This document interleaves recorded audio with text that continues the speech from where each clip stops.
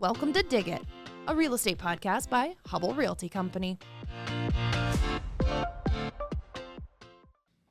All right, I'm here with Ben Richter of Beiser Lumber Company. Ben and I, good morning.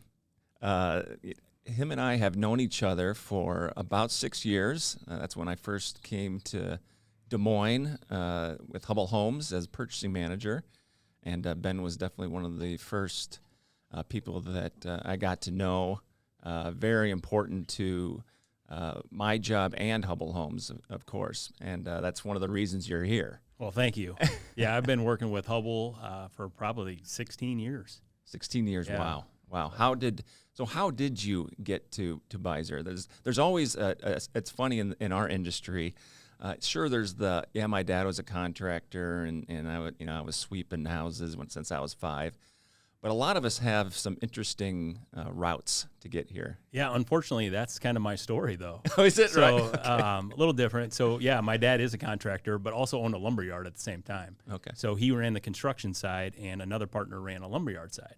So, yes, I was on job sites when I was really young. I was installing storm doors with my grandpa, who also worked there, and also my uncle. So we had 3 family members, both working for the same company. And then my dad bought it, pushed me to go to college. I played football in college. He wanted me to go, get away from it a little bit. And of course, I graduated college, didn't have a job moving to Des Moines. They were hiring in the lumberyard. My dad had a connection there, so I started in the lumberyard at Beiser, and now I'm VP of sales. Wow, so that's awesome. Pretty exciting. 19 years ago this month. That's crazy. So you started as kind of the low end of the totem pole? Yeah, I was a yard guy. Shirt off, nice tan. It was More great. hair. It was great. I definitely had hair. Yeah. We had a good group of guys. We were all really good friends. A lot of those guys still work there. So that's awesome. Yeah, and a couple of them are inside with me now. So yeah, it's really fun. It's been quite the roller coaster, though. We've seen a lot of ups and downs. I started in 2005. There was a lot of hurricanes that season. Mm-hmm. So OSB was like impossible to get. So I actually was on KCCI, did a video through our yard, and I was, driving a forklift, and there's stacks of OSB, and I was like the only one. So didn't have my shirt on. I was probably not great, but things have changed. I was in pretty good shape then. I was in pretty good shape. That's part of the deal. That's a great story. Myself, I graduated with a biology degree, so that transitions right into construction. Absolutely. Right in the home building industry, yeah. A lot of dissecting houses. There's a organization, organic. I think there's probably a similarity to that of some sort. But but my dad always built his own house, so I was always the guy that summer break it was, hey, I've got this retaining wall to put in. I've got some railroad ties getting delivered this morning, and go to town. Yeah, so. What is it about? Dad's tried to break our backs, right? Yeah, they wanted to instill that into us pretty young. For sure. For some reason, I'm not handing that down to my children, though. I must be getting soft. Yeah. And then, so we also known each other through various HBA events. You're definitely integral in our local HBA. Tell us a little bit about that. So yeah, when I first started in sales at Beiser, it was just like a natural transition, right? Like you go where the builders are. So I got into the home building industry pretty early in my career at Beiser, and just kind of worked my way up, right? I started in the remodelers world because a lot of my accounts were in the remodeling. So I started there, joined their council, was active in that, led their education committee for years, and then I moved up more into the board of directors for the home builders, and then now I'm on the exec team. So I work with the board and with the exec team to kind of be the liaison right now. It's very cool, very rewarding. We do a lot of really cool stuff as a board and as a HBA in Des Moines especially. Yep. Like we're leading the country in a lot of multiple events. We got PWB that's really big. Our Remodelers Council has thrived over the years, and it's starting to work its way back. So, yeah, we've had a lot of really fun things going on with our home building industry here in Des Moines. For sure. And one of those that you didn't list is Build My Future. Right. And that's almost nationally renowned for what our local HBA is able to do with that. It is. It was started before us, and we've kind of grown it into something that a lot of states are thriving to get, right? So we all know skilled trades is a very valuable asset in our industry. So to get these kids at a younger age has been very rewarding for a lot of people. I know you've 100%. been at a lot of those, and your whole Hubbell team is very active in that, and has been a big part of Iowa Skilled Trades, Build My Future, and multiple other things. So yeah, it's quite the opportunity for young kids now that we didn't have, right? Like it was pushed to go to college, and now it's like, hey, you can come and learn at these events and see what other opportunities there are for people. And it's going to be 7,000 kids next year is what they're saying. Amazing. So yeah, it's really, really cool. That's What awesome. what all do they cover at that event specifically? Because I really, if someone is listening and they don't know what, Build My Future is, but what do kids get their hands on, or what do they get to learn at that event? Right. There's a lot of aspects. So there's electrical, there's plumbing, heating, cooling, welding, ironwork, Crane operators. Yeah, heavy machinery operation, and also framing. I mean, there's a booth that has a framing portion, so you can go build some walls. You usually build sheds or desks, things like that. They've kind of worked with some culinary schools too to kind of give you other kids opportunities. So there's over 100 vendors, I believe, that come to show their skills. They're working with concrete guys, masons. We're trying to get masons back involved. They were involved, and then they kind of backed out for a couple of years, and we're trying to get them back involved. So, yeah, all aspects of our industry are covered at that event. Nice. No, it's awesome. It's our industry is just in need of every trade that you listed there. I heard a couple of years ago that the average age of an electrician, I think that was in 2020, is 55. Yeah, plumbing and electricians are definitely Huge. the biggest area for need, right? 100%. Skilled labor period, but yeah, and it makes every job easier down the road when you have a skilled trade in there, right? From framing, it makes the home building process much easier when you have those trades. Absolutely. I know we definitely saw during COVID how short we are of those trades. Absolutely. And not only the trades, but the manufacturing that goes behind getting lumber, getting siding, roofing, building appliances, Right. all of that. Tell us a little bit how lumber has changed from pre-COVID, during COVID, and now post-COVID. So, before COVID, we were just steady, right? 2018, 2019, the markets moved very little. It was easy to get products, and then COVID hit. In, August of 2021 is when we saw the gap starting to go. And then we hit, in 2022, March, we hit the highs. So in 5-6 months, we doubled the price of framing materials. Ugh. And some materials tripled. OSBs, the panel market tripled in that time frame. And that's a big cost to obviously builders and to homeowners. So we're starting to steady out now. It's been a lot less of the roller coaster ride. We're still not to 2018, 2019 levels because of probably what we're seeing is labor pricing, insurance, all that kind of stuff is raised so much that we probably won't get to those levels. But it is down extremely from like the highs.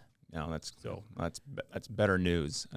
And we also saw how important the trucking industry is in getting these materials to us. And how much of a shortage. Over-the-road trucking was a huge problem during COVID. We would have materials sitting in the South for months to get, because we didn't have anything to backhaul. So that was an empty trip. So you needed materials going both ways for it to work. Yep. And a lot of people were trying to get the higher paid stuff. So it's the heavier materials, the steel, things like that was shipping because they could cross haul and backhaul. So yeah, we had a lot of shortages there. Manufacturing was huge, and mills. So to get the lumber, you need forest people out in the forest cutting down the trees. So and they were gone. They were hard to find. So once they got back up and running, that's why those prices were so high. Sure. Yeah. And then the whole Canadian trade treaties that also got messed up and all of that. Also, we're still going to be dealing with that for a while. And then, you know, on top of COVID, we had forest fires too, right? So you had rail lines in Canada that were not passable. Yeah. So to get that product that, you know, when they did start coming back online, to get that product down here was a challenge. Yeah, for sure. Yeah. I hope we don't ever get to that point again. That was it did force us to think outside the box Right. a A lot of new products. A lot of new products. What? Oh, like residential sheathing. They've made a lot of advances there. It's still a little bit more cost effective. It's cost effective to do the wood, the OSBs, but they had new products come out that were more sustainable.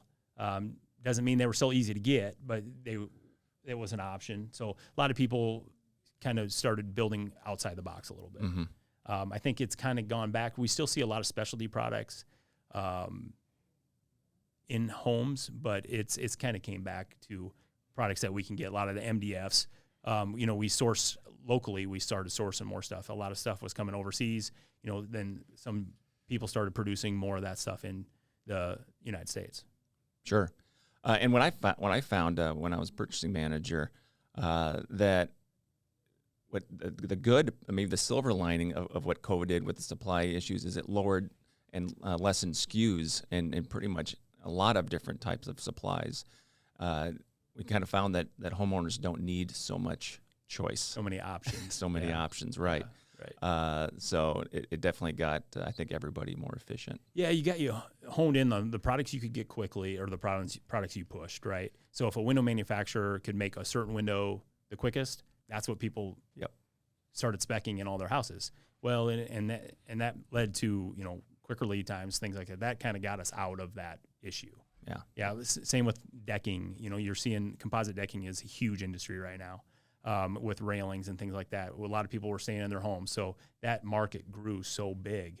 And those people, the decking manufacturers, the products that they did well, they kept them in stock and they sold a lot of them. Yep. You know, over that period of time. Yep. And we're still seeing that today. Yeah. And during this whole time, housing shortage. So I think it's been good for, I think people have made a lot of good money by gaining efficiencies and producing the products that we all have decided that we actually need instead of want. Right. Let's switch gears a little bit over to the home show. Yeah, absolutely. So that's what's cool about that is, Embark Signature Homes, which I am the director of. This is our first year in it, so we're super excited about it. And then, of course, with you being on the exec board, the HBA, I'm on the board of the HBA. We're able to intertwine a lot of what we've talked about today and our relationship. Right. So tell us a little bit of maybe some cool products that you're providing for some of these homes and how that's going. Yeah, so Home Show 2024 for this year is going to be in September. 9 houses currently, Shadow Creek West. Which is where? Waukee. Clive. Clive, Waukee. It's right on the border there. All right. Yeah. And HBA, for those who may not know and listening, Home Builders Association of Des Moines, right? Yes. Greater Des Moines? Yes. All right. So it's right on that corridor. Yep. The lines I say blur. Waukee, he says Clive. Yeah. My address is in Clive. We'll just put it that way. A lot of, like you said, nine home builders. 9 home builders, yes. In the show. Some first year, some with multiple years of experience. Unique's been in it many times. Embark, this is going to be your first one. So, what we're seeing this year in the home show is specialty doors, right? 12 foot, 16 foot, bi-parting, big 8 foot tall doors, some custom moldings. I know you guys are doing a little different product on your staircase this year. Yep. So I don't know how much you want to delve into that. But oh, no, you need to tell us some. I mean, tease a little bit ahead of this, what we can expect. Well, we probably won't go into the rail thing, but because our big splash, and that's pun not intended, is our outdoor spaces, entertainment spaces. So we have a pool going in, a built-in customized poured wall fire pit that's you're able to outlook the pond behind. Every patio, when I say every, there's 2 patios, and then a screened-in deck above. Right. but those are all heated spaces, so you're able to use those just about year round. Right. So we're really focusing big time on the outdoor living space. But yeah, so that's what we're super excited about. Yeah. And we've been able to enter into some new relationships with putting those into. So hopefully, when the people come and say, "I'd like you to build the same kind of thing for me over here," we're all set up for that now. Right. Yeah, we're seeing a lot of that kind of product. It's the bigger the better, right? So that 12-foot door that you're going to go out to that living space, outdoor living space, is something that a lot of people are wanting. I have a question. So you said doors, but can you pick one other feature where you're really seeing either commonalities or maybe one thing standing out over to the next with the home show? Because I think that's such a big draw for people in the area. It's a chance to see all these different quality custom home builders and what they can do. Also, it lets you dream big, right?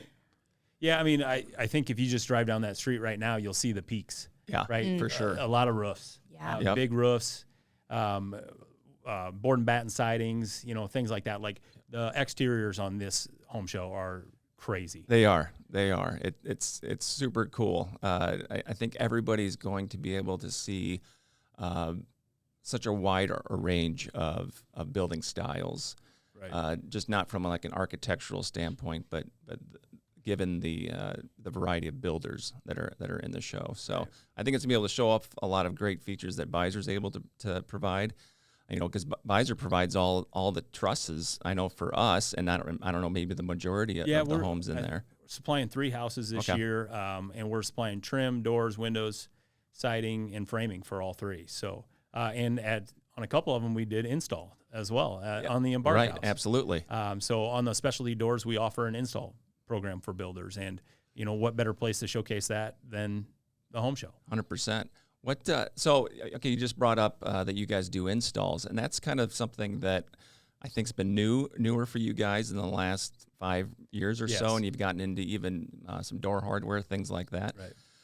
Do you see any other types of opportunities that a unique lumber yard like yourselves are able to provide in the future? Well, on the install side, that's going to keep growing for us. Yeah. As we get contractors, and this goes back to some of the skilled labor part, right? So we have skilled laborers, and they're full benefits. So there's going to be a benefit for them to come work for us. And we're going to be working with builders to install those specialty products. So if it's something that a builder wants installed, we'll look at it. That's huge. A lot of, us builders are extremely busy, and if we can turnkey some things like that, it certainly helps out a lot of people. Yep, and we're getting in a lot of windows that they come in pieces because they're too big to ship, right? So you got to assemble them on site. Well, not many framers or installers are going to want to do that. So we offer that as well. So we don't have to necessarily put it in, but we can put it together for somebody to put in. Yeah, for sure. That's another thing that we're seeing a lot of. So especially with Anderson does a ton of broke down frames. So we'll go assemble them in the field, and then if we don't install, it's much easier for them to install. Awesome.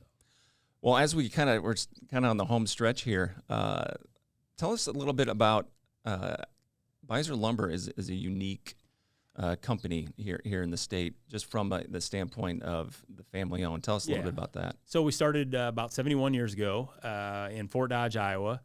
A small little town. At that time, it wasn't a small little town. It's starting to get smaller now, but still a lot of stuff going on up there. Still have the store up there.